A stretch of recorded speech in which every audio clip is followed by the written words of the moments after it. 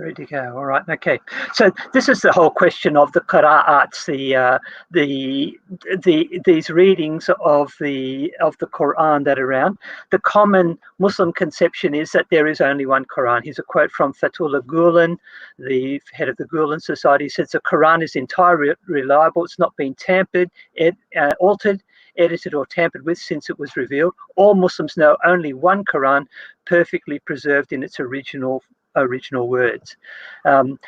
Yusuf Ali, he was the translator of the most popular version of the English Quran that's been around for a long time, since the 1930s. He says, so well has the Quran been preserved both in memory and in writing that the Arabic text we have today is identical to the text as it was revealed to the Prophet.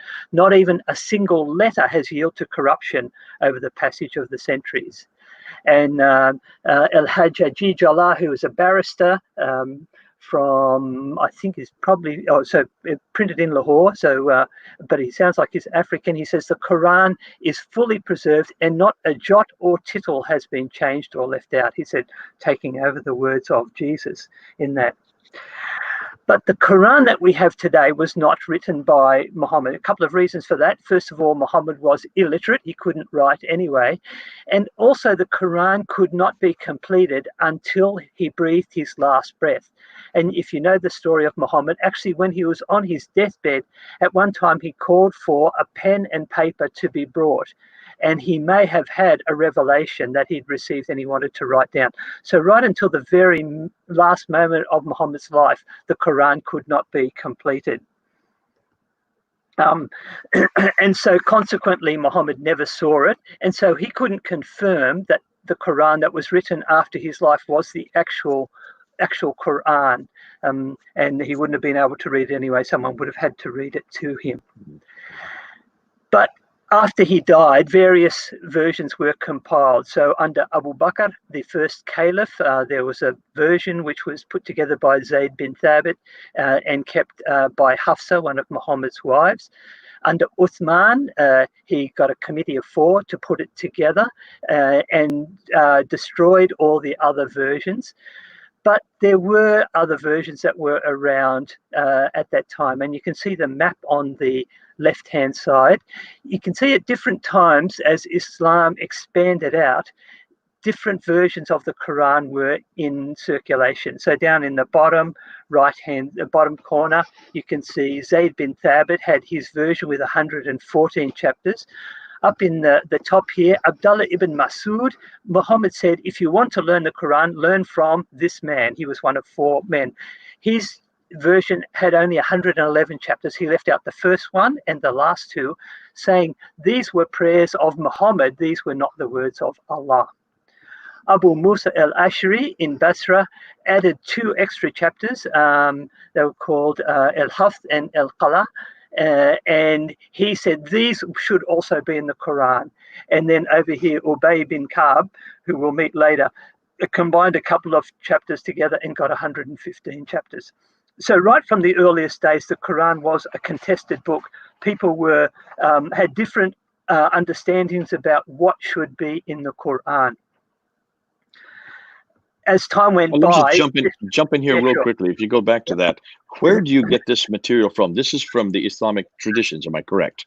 Exactly, yes. So all of it's from the Hadith or from the early writers. So Tabari, for example, and other writings that have been around since then. So these are well known. These Muslims should know about Ubay ibn Ka'b and Abdullah ibn Masud and Abu Musa al-Ashari. These are household names, really, for most Muslims who are listening. Maybe new for many of the people who are not Muslim, but for any Muslims, these should be well known. And the fact that there were different chapters in every one of them suggests right away that you've got a narrative that is incorrect, that's going around the world today. Yes, and there was never this agreement. In fact, the reason that Uthman put his recension together was because of this dispute. It happened up on the border of Armenia, and they went into a mosque, and the people, or they'd set up a mosque, and some were reading from Abdullah ibn Masud's version, some were reading from Abu Musa's version, and they started yelling at each other because they disagreed. And that was when Hudhayfa went down to the Caliph Uthman and said, "You need to give us just one Quran. We need to sort this out." So that was where the impetus for that single Uthmanic recension came from. There you go. Okay. But it's interesting, it wasn't that simple, because over time more versions were written. And this is the you can see here, it starts off with Muhammad, it moves to the people that he recited to, and he said, when you learn the Quran, learn from these people. So these were his companions. They then passed it on to other people, who passed it on to others, and this generation here is called the qira'at, which means the recitations, and they then pass it on to other people, who are the riwayat. Now, the Qurans that we have today are all from these riwayat. We don't have, we do have some of the qira'at. I've got some of them here in my collection, but we don't know what came before that.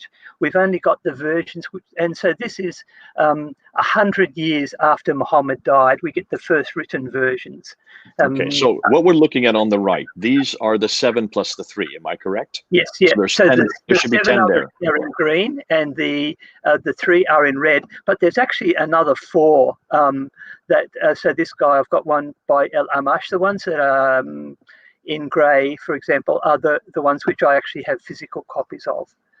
So I've got those, and I'm just about to get this one, Ibn Amr and Ibn Amru. I should get those very soon. And I've got El Qasai as well. Okay, I'm missing one red one there. There should be one more red one. I don't see him. Okay. Abu Jafar, Yaqub, and Khalaf. I have Yaqub there. I can see. Khalaf there. He is there. That's the third one. See down here? Can you see my mouse? Yep. Yeah. Okay. I see him now. Yep. And then from him came a couple of others. Now, you would think that if there was only one Quran, then all of these versions should be identical, but in fact they're not. And so in my collection here, which Jay showed you before, every single one of them has differences from the other. There's no 2 that are the same, which is a problem for how the Quran has been conveyed through this process. Okay. Let's be clear what we're not talking about. We're not talking about English translations of the Quran. There's over 106 of those. This list is a couple of years old, and that's not our topic today. We're only talking about Arabic versions of the Quran. The English translations are immaterial for this discussion. If you want to get these, by the way, you can go online and you can order some today. They come reasonably quickly. I ordered a few and they came within a few days, and they're only like $12 each or something like that. And you can get the whole collection. This one's from Jordan. I've actually been to this store in Jordan. And there they have 24 different versions of the Quran in Arabic. Or you can, there's the names, you can see them there. Or you can go to this one in Lebanon, again, the Easy Quran store, and you can order online. So you can get these through Pay by PayPal or Visa, and they'll be at your place very soon. Yeah, they've got 13 versions of the Quran. So, Bernie, they're not trying to hide this. This is right out in the open. Most Muslims in the Arab-speaking world are not troubled by what you're saying here if they're willing to ship them to you. Yeah, simple order, $12 a piece. Mm-hmm. Yeah, but usually this is seen as just as the area for scholars.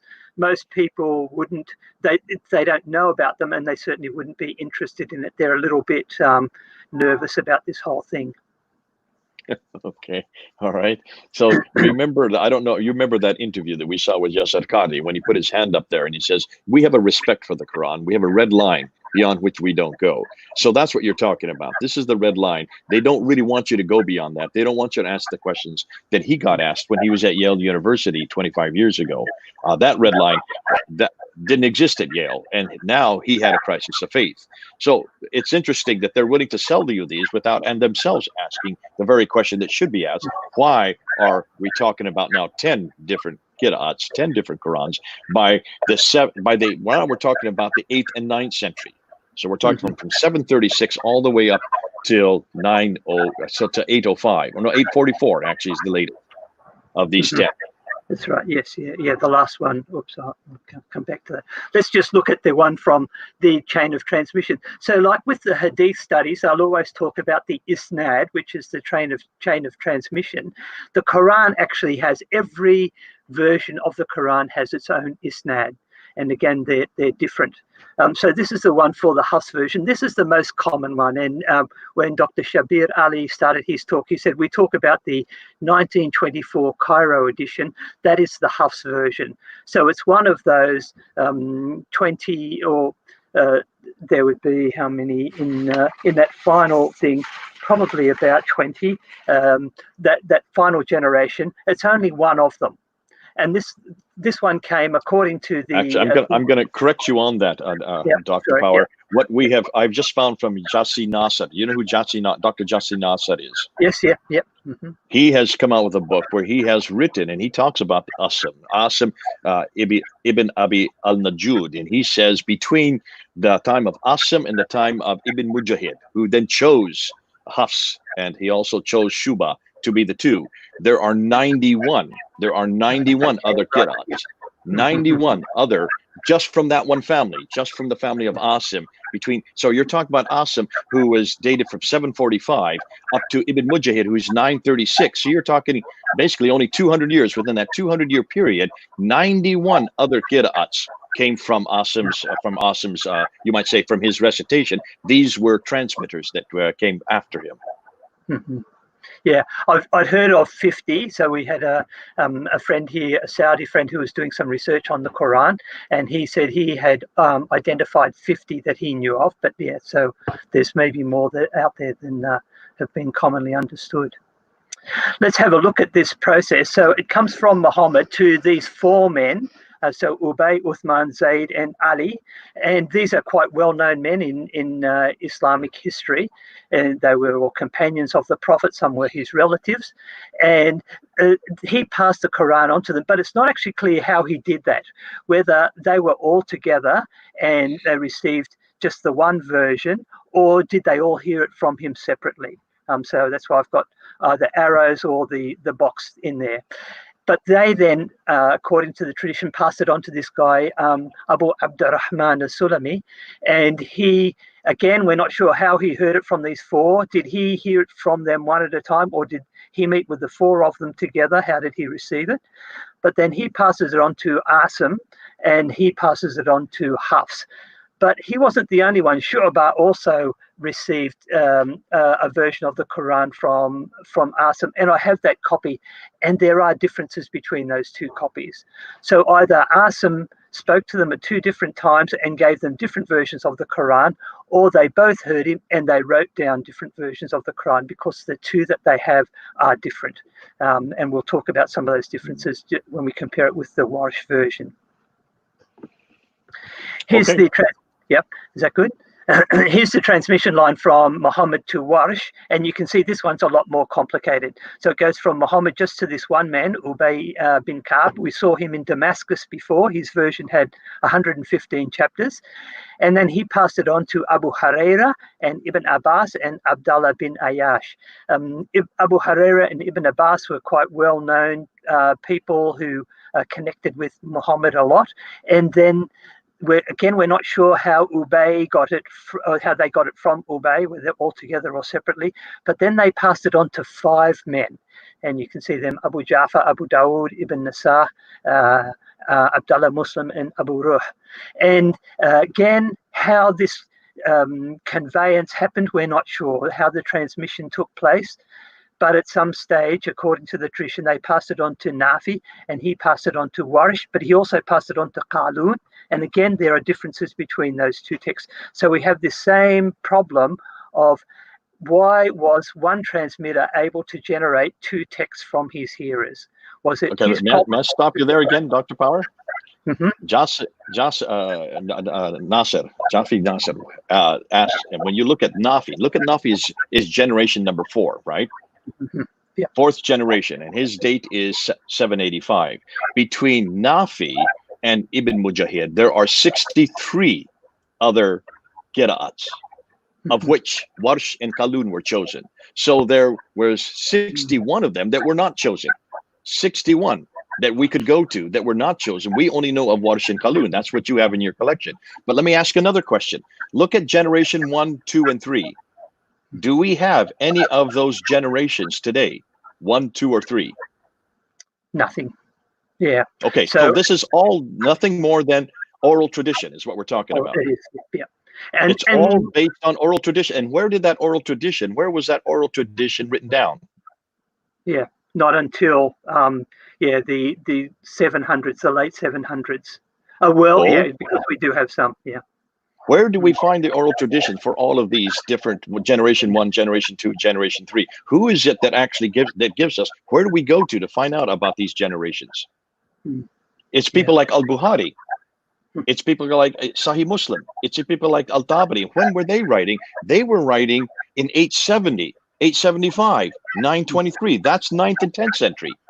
So these people who are writing about the generation 1, 2, and 3 are all writing 240 years to 300 years after the fact. Am I correct?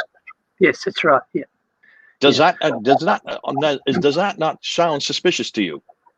Yeah, so we don't actually have any records from these particular periods of these people saying, I told so-and-so. All we have is someone writing 200 years later saying, this person told that person. So that it's not based on eyewitness or even contemporaneous accounts. In fact, there's no manuscripts for any of Ubay ibn Ka'b or Abu Huraira or Ibn Abbas or Abu Jafar, Abu Dawud, and none of these. We don't have any manuscripts for any of these writers. We only begin to have manuscripts from the 4th generation. Yes. And that's why you're able to buy them today. You can't buy any of the 3rd, 2nd, or 1st generation, to say nothing of the time from Muhammad or even Uthman. There is nothing that you can buy or get on the market today for any of those. It's all what we've been told from the 9th and 10th century, redacting back to the 7th century. Am I correct on that? Exactly, that's right. Yeah. Okay, I just so our hearers are listening to this, because almost everything that we're talking about today is what the 9th and 10th century Islamic traditions tell us about the 7th and 8th century. We really don't find out anything about any qira'at or any real Qurans and how they're the different derivations until really the 8th century, and really not until 736. They all come after 736. Muhammad died in 632. Just so people realize, and you did say that a little earlier, it takes 100 years for these finally to get written down. Yes. Yeah. Okay. Thanks a lot. So why do we have these significant differences? And I'll go through some of those before. We have the problem with the Arabic alphabet. You can see here the dots that are there on 22 out of the 28 letters have got, 22 out of the 28 letters can't be distinguished without the dots, otherwise they're the same. If we look at that top line there, you can see it's got an A, it's got 3 little kind of shapes, and then 3 little hooks. Without the dots, that just looks like there's 3 letters, but there's actually 7 letters there. The same with all of the others.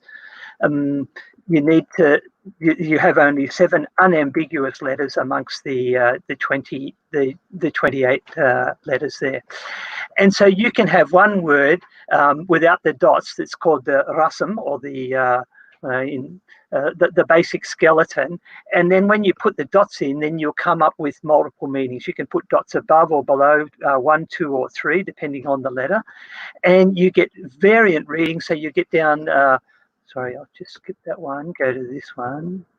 Yeah, okay. Variant readings. So you can see in the bottom of the left-hand column, the word she built is bannat, and the word for she destroyed is tabbat. Without the dots, you can't tell whether she destroyed the city or she built the city. It's completely ambiguous, and you can see a whole lot of others there. He could plant a tree, or he could deflower a tree. So he could prove a thing or a point, or he could repent of a point. The meanings will change depending on where you put the dots. So that becomes a problem, and that's the variations that we see within these texts. The two I'm going to look at today are called the Hafs and the Warsh riwayats. These are the two most popular ones. The Hafs one is very popular throughout the whole of the Middle East and around the world. The version that they'll say this is the Quran, the Arabic Quran, is the Hafs version. The Warsh version is popular in North Africa. So if you go to Morocco or Algeria, Tunisia, they like this version. It was one of those ones on that far right-hand side of those columns that had been passed on, and they came through different routes. And when we look at them, we see over 120. Can I just stop there, Bernie? Yep, sure. Bernie, again, the Hafs and the Warsh are not part of the 10 original ones. Am I correct? That's okay. Right. Yeah. So that yeah. And I don't remember when our good friend Dr. Yasser Qadi talked about the 10. He says this is the creme de la creme. This is the best of the best. So the creme de la creme, the best of the best, these 10. And remember, Dr. Shabiradi said we have to go to these 10. These are the 10 that are the standard for everything else. These are the foundation for all the others. And yet these two names, Hafs and Warsh, are not amongst those 10. What does that say to you? Yeah, so it's a problem in that these are redacted texts from the people that they heard them from, and we know that because the other people who heard the same text have got different versions of them. So this is a bit of a problem, and we'll talk about that later of how they've sought to resolve that. But as you go through them, there's over 120 consonantal or long vowel or symbol differences which affect the meanings of words. Now, Shabir Ali and others will say, oh, but we don't have any change in doctrine. But that's not the point. What Muslims have been arguing for, 14 centuries is the Quran has never been changed. Not a single thing has been changed. But in fact, we're finding that that's not true. And when we look at these different texts, we find that the meanings have been changed. There's also over 5,000 short vowel or diacritical marks. Now, this is only comparing two of those 20 plus versions that I showed you on the right-hand side of that. I found a website which only found 51 variations. I think he was being a little bit generous. I'll go through the ones that I've discovered. This is a little bit forensic, so I'll rip through it reasonably quickly and then get to something more interesting at the end. There's some of the differences have letters or symbols that are missing from the Hafs version, but you found in the Warsh version. Some have got symbols or letters in the Hafs version that are missing from the included or missing, and some have got the same number of letters, but they are different ones. So at some stage, a scribe has put down something. They've either included a letter or left a letter out or changed a letter. So those are the three options of those differences in the numbers of letters. Mm-hmm. And then you can also see changes in meaning, and you can see sometimes a noun gets changed to a different noun. Nouns get changed from singular to plural. A noun being changed from a noun to a particle or a preposition or a verb. A verb gets changed to a different verb. A verb changes from active to passive. And I'll go through all of these and just give you the examples from the passage. I think I haven't come across anyone who's actually gone right through the Quran and looked at all of these differences. So I'm going to do that with you today. So here we have examples of changes in the meanings of nouns. So you've got the Hafs version there in the left-hand column, the Warsh version on the right-hand, and you can see even if you can't read the Arabic, you can see that there are different symbols. This one here has got a dagger aleph, this one lacks it. So this changes the word from an owner, Malik, to a king, Malik. This one, bird, is tayran, and this one is ta'iran, means flying. This is the one that's particularly important. The word for good tidings is bushra, and the word for proclamation is nushra. So this one, because it's got the dot down below, is the B. This one, because it's got the dot above, is the N. And they're different words. They don't have the same meaning. Every proclamation is good news, is not good news, and all good news is not necessarily proclaimed. Here's another one where you get the verbs changing from singular to plural, and here's the references. These are all taken from the Hafs version, and you can see there's the English versions there. Notice it's not consistent. Sometimes the plural is on this side, and other times the plural is on the other side. So it's not as though one of them saying all these words are plural and the other one saying they're all singular, but there's a mixture. I'll highlight the one at the top there. This one, this is about if you cannot fast, it says you can pay a ransom, and the word there is fidya, to and then fill in the gap, a poor person, miskinin, or poor people, masakin.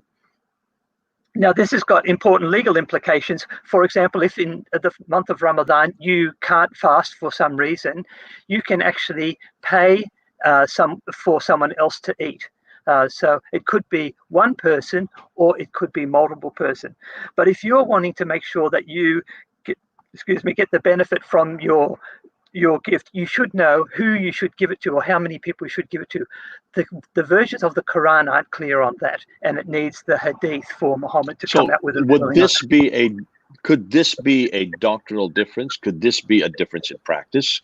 Right there would be something that Shabir Ali needs to look at, because depending on which one you go with, the Hafs of the Wars, it would change the doctrine. It would also change the practice. And also, like the four schools, you've got the Hanafi, Hanbali, Shafi, and Maliki. They are aware of these differences, and sometimes they will give different rulings based on the different readings. So it really has legal implications. Brilliant. Okay, thank you. Here's another one, changing from a noun to a preposition or a verb. And you can see two examples here. He made is ja'ala, and the maker is ja'ilu. So it goes from a noun from a verb to a noun. But this one at the bottom here is about the slaves, ibadun, or the word aindun. Again, you've got the difference here. This one that's got the dot below, which makes it a B. This one's got the dot above, which makes it a noon, an end. And it says these angels are either they're the slaves of Allah, they're either ibadu Allah, or they're ibadu Rahman or Aind Rahman. So it's talking about the position of the angels and whether they talking in the context of them being made or seen as female. Dr. Shabir Ali came back on that one. If you could go back to that one, 43:19, and he responded. He says, "Listen, this is not a change in meaning. Slaves are with Allah, and wouldn't you want to be angels? The angels are with Allah, and they are both slaves and with Allah simultaneously. So where's the problem here?" Yeah. So the problem is that the text has been changed. So at some stage, someone has got in there and put the dot in the wrong place, or moved it and put it somewhere else. So the fact is that somebody could actually change God's words, what you're saying. And we have reference after reference in the Quran, chapter 10, verse 15, chapter 15, verse 9, chapter 18, verse 27, which says that God, Allah, preserves his word. He guards his word from any corruption. So here you're seeing an example of corruption. Almost every one of these is examples of corruption. The fact that there are so many thousands, we're up to now 93,236 of these corruptions, shows that it's not very good guarding, is it? No, not at all. Yeah. It's very much, and as I said right from the very beginning, it was a contested text, and it still remains so. Changing to different verbs, and you can see here the first one there, number two, did they lie or did they disbelieve? Again, difference in meaning between those two. Did they actually actively misrepresent something, or did they disbelieve it in their hearts and not necessarily take any action? So difference in meaning. The last one, number 5, he fought is qatala, means he fought against somebody, and qutila, he was killed. So it says many a prophet fought or many a prophet was killed. So the meaning is quite different there. Changing a verb from active to passive, highlighting number 3, that is yudhilla, yudhallu, someone being led astray, or yudhillu, yadhillu is he leads astray. So we're talking about someone who is a perpetrator of injustice in leading others astray, or someone who is a victim of injustice being led astray. So the significant the change. One does the action, one receives the action. So that would have a completely different meaning, as you're saying. Mm-hmm. So what happens is they then change all the nouns around so it fits in. The noun that was the subject then becomes the object of this. So it has implications. Here's another one. The very top line there, you can see this one here is we will forgive is naghfir, and the Warsh version says it will be forgiven, yughfar. But in the Hisham version, they actually come up with a third option, which is tughfar. So you've got three different versions of this same word, because without the dots, it could be any one of those three. So they're all equally plausible suggestions that could go into the text. So it's not as though it's unambiguous in any way. Okay. This one, changing verbs from first person singular to third person singular. So the one that's highlighted there, he saved us, is anjana. And the Warsh version says, you saved us. It says anjaytana. And the Hafs version there has got 1, 2, 3, 4, 5 letters in it. The Warsh version has got 1, 2, 3, 4, 5, 6, 7 letters in it. So they've actually infixed an extra couple of letters to kind of fit in what they thought made sense in that version of the Quran. Changing words from first person plural, we, to first person, second person, or third person singular. So this is basically changing from we's to you's. In the Quran, about 25% of the time that Allah speaks about himself, he calls himself we. And in these texts, that changes from he and I. You can see here number 2, instead of Allah saying I gave you in the Hafs version, he says we gave you. So this pluralization of the verbs in the text. You can also see that it's not consistent. So sometimes you've got about equal number of times Warsh uses the we construction and Hafs uses the we construction, and they switch over. Sometimes here it goes he punishes to we punish, and another one we punish to he punishes. The switches are being made. There's no consistency. Yeah. So these are all referring to God in both cases. These are all referring. Yeah. Always. Yeah. So sometimes Allah is he, sometimes I, sometimes we, sometimes you. Mm-hmm. This one, this changes from you to they, and you can see, and the difference is just simply putting your dots in a different place. So you've got here yakulun, and this one takulun, and again they switch over from one side to the other. It's not as though Hafs always uses this construction and Warsh always uses that one. They sometimes switch over from one to another. And this one here, changing from masculine to feminine, which is quite significant when you think about it grammatically, and I'll talk about that in a few minutes' time. And the last one, changing a statement to a command. You might know the verses in the Quran. There's over 332 of them, where Muhammad is told, "Qul," which is say, but sometimes it's changed to he said. So it changes from an action in the past that has been completed to an action in the future, or the present, which needs to be completed. So from a command in the past command in the present to a statement in the past.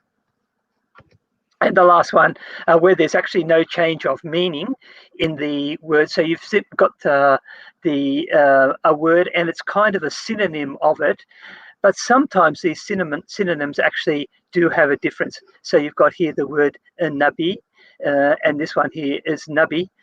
This one's got a hamza in it, and you can see down the bottom, sometimes putting a hamza in actually changes the meaning of a word. So it's, again, significant, although it's not significant in this particular case. So sometimes the English translations switch over from one side to another. So as I read through the Arabic and then I'll read the English, and I say he's not actually translating the Arabic. He's taking the Arabic that is in the Warsh version and translating the English of that. Warsh does the same thing. So it's and that's the problem of the translators, not of the text. But they read it through and they think, oh, this doesn't read well, so I'll just take the Arabic text from that one and translate that, even though that's not in the text that's on the column beside them. we see some Now, instances. can I just stop you, Bernie? Have you noticed that you've noticed that they have the English translators tend to use only the Hafs and the Warsh? Have you noticed any of these translators that use others like Rao or Kulun or Al-Duri or any of the others? No, I haven't. I haven't come across those. The only versions of those ones I've been able to get have been Arabic only. Okay, and they're always from Warsh or Hafs, the ones that you've come across. Yes, Okay. yes, yeah. Okay. Sometimes there's grammatical corrections. I teach Arabic grammar at my college, and one of the things I give my students a text of the Quran and say, there's a grammatical error in that, can you find it? And they'll go through, and in these ones we've got a couple of cases here where you get a masculine verb with a feminine noun, and you should always have correspondence of gender between those. And in one version, it could be the wrong, but in the other version, it's been corrected. And we find that as we go through all of the different qira'ats, we often find that they're correcting the mistakes that were in the other ones. So I've found about 100 grammatical errors in the Hafs version of the Quran in the Arabic text. 100 grammatical mistakes in the Hafs version. Yes, yeah. So they're not following the rules, and sometimes these rules are followed in other places there, but not in that particular instance. So again, there was a lot of flexibility in the way that they presented the Arabic. It's not the kind of perfectly consistent Arabic that we would expect to find there. Wow. So this. I mean, we're at the very end. I would like to ask you some questions about Hafs, but that's fascinating that already you have, because grammatical rules suggest human manipulation right through. Allah would not make this mistake. But let's get back to that. We'll come back about what you're doing here. So those ones that I've just showed you are the 128 consonantal or long vowel differences which will affect the meaning. But as you go through compare the two Qurans, initially I started off, I thought I'll mark every difference that there. After 2 pages I gave up. And you can see these are some of the differences. You get hamzas. This is that little hook kind of shape here. Where are we? Here, that's being omitted. The hamzat al-wasl, a symbol at the beginning of a word, a different shape, the alaf maksura, and a whole lot of different things. There's so many of them that I just gave up. I was finding this is the first. Whoops, it should be. Oh, I haven't done that. So these are just 10 that I picked out at random, but I'd started right from the very beginning. I was finding an average of one short vowel or symbol difference every verse. So I was on the conservative side and saying it's about 5,000 because there's 6,000. There are 6,300 verses in the Quran. So you're being conservative by saying 5,000 differences. Yes, yeah. Mm-hmm. Yeah, and they're there. And again, I'll talk a little bit about how often this is. But you can find them in every single one of the versions that I've got. So this is a comparison between the Hafs and the Warsh version, the one that I just went through. You can see the 2 dots above or 2 dots below. This is the Ad-Duri version. I got this one in Sudan when I was teaching there. You can see the word kabirun that's circled, and this one's kathirun. Kabir means big, kathir means a lot. The Ruh version, the word is yuqbalu, to be accepted, and it's actually grammatically incorrect, but the Ruh version corrects it and puts in the proper one. So it's a feminine verb, which it should be because it's referring to a feminine noun for intercessor. The Asusi version, changing from he will expiate to we will expiate. Again, the dots are in a different place, 2 dots below as opposed to 1 dot above. The Al-Bazzi version, many a prophet fought alongside and is qatala, and this many a prophet was killed, qutila. But Muslims have actually been talking about this for a very long time. In the 10th century, a guy called An-Nadim wrote the Fihris, which means an index, and he listed 7 books that had been written prior to that about the discrepancies of the Quranic manuscripts. We don't have any of these books, but he was writing about them. And these were well-known scholars, so people like El-Kisai and Khalaf and El-Farah, Abu Dawud el-Sijistani. These were the top scholars of their days writing about this and recognizing that there were discrepancies in the manuscripts of the Quran. Muslims have made lots of attempts to ensure only one Quran. There's been only one Quran. So we saw in 650 thereabouts, Uthman ordered all the variants to be burned. And in 1924, when the Egyptian government decided that the Hafs version was the version, so hence the 1924 Cairo version, they actually dropped all the variants in the Nile. So they want to get rid of these. They don't want people to know about them.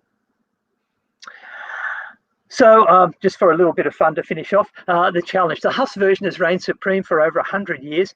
People are now looking for something new. What else is there? There's a lot of possible ingredients you could go through. There's many manuscripts. There's many different versions. I've talked about the 23, 25 that I've got there. How are you going to decide which one is the correct one? What's the best way to go forward?